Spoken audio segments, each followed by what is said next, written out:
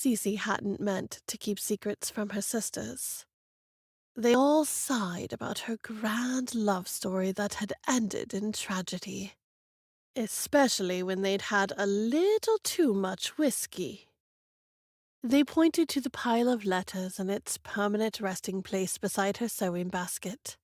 They constantly reminded her that her brave soldier might be gone, but she had lasting, unerring, irrefutable proof of his devotion to keep her warm.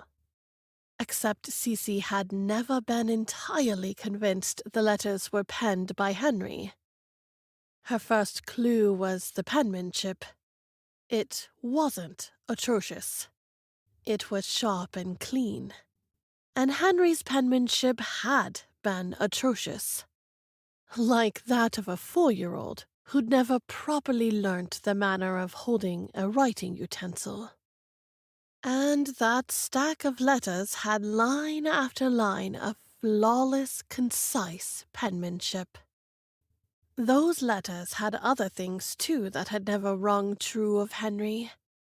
They contained little bits of philosophy and poetry smashed in the middle of all those neat stacks of concise words, like delicious bits of jam.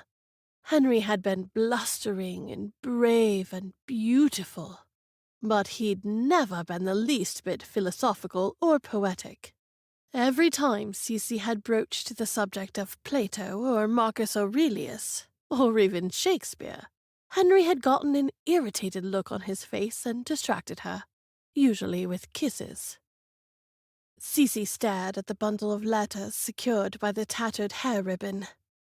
It had been the first token Henry had given her. He'd said the green matched her eyes. There was now another bundle of letters stacked beside it, secured by a crisp plaid ribbon. It had arrived that morning, and Cece recognized her own handwriting.